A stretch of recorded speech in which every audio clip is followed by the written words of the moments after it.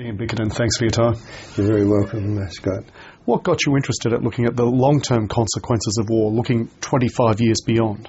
I think what prompted me grew out of the book I did with Ken Hagen some years ago on the unintended consequences, which dealt with the fact that wars produced results that weren't intended.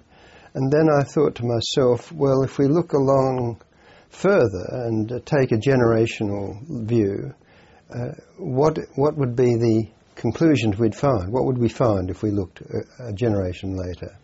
And it's remarkable because not only do wars not produce the results that people expect, the results they do produce don't last beyond a very short time.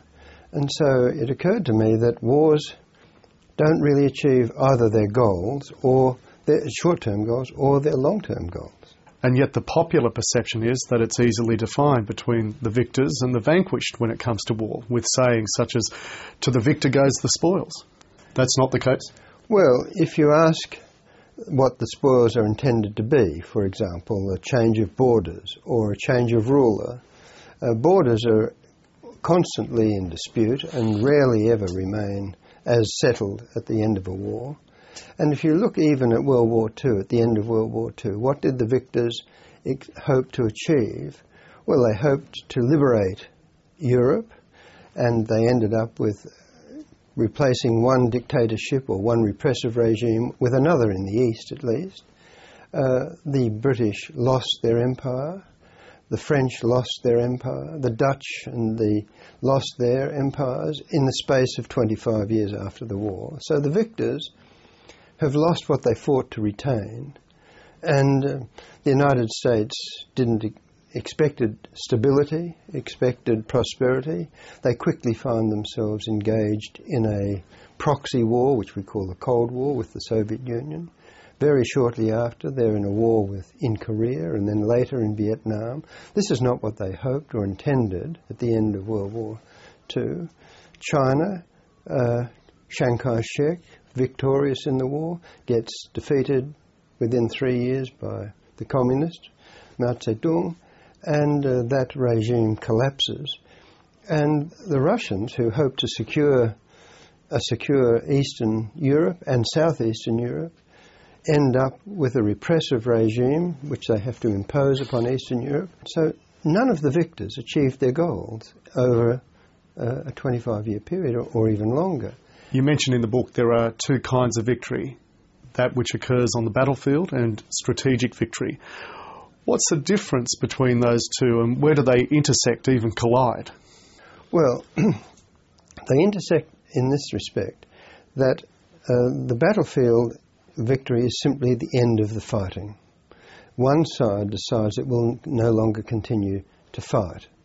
And so then the strategic victory is determining stability and longevity. Peace has no meaning at all if within 5 years or 3 or 5 or 25 years you are fighting again. You haven't achieved stability. Victory depends upon durability of peace or of non-confrontation, non-violence. And so that's the strategic victory. Now that rarely is ever achieved. So these questions of victory have not been very well explored by historians or by military strategists other than the end of fighting. It's the kind of George W. Bush statement on the USS Lincoln. Military activities in Iraq have ended. We have prevailed. Well, the United States hadn't prevailed in terms of victory and still hasn't in terms of stability and so on in Iraq. To use your time frame, 25 years from now, how do you think we will look back upon the current conflicts we're in, presuming they're over? What will we think we've won? What will we determine we've lost? Well, we're redefining victory these days, not by the symbolic gestures, the way we ended World War I or World War II, whether it's in Europe or in Japan on the USS Missouri, and so on, but by simply withdrawing, by handing over authority and control to another party and saying, well, we've done our job and we're now withdrawing. So we're defining victory now as withdrawal. In the old days, that used to be called defeat, but we never get defeated, so we can't define victory as defeat. So victory is now withdrawal. And that raises a real problem. If victory is indistinguishable from withdrawal, what were we fighting for in the first place? Why did we go in only to withdraw and hand over to somebody and say, well, we've achieved our objective? What was our objective? To hand over to Freddie, who we now claim to be our close friend, an ally and a Democrat, and he or she has no interest in what we think democracy represents to them. How does that represent victory? So we will simply withdraw from Afghanistan, and as we have from Iraq, and we will say the victory is, our job has been done, victory has been achieved, and nothing will have changed, and nothing will have been achieved. And so the best thing that will come out of this is hopefully our people will say, well, if this is victory, it's not worth it. Let's not go in and fight a war in the first place.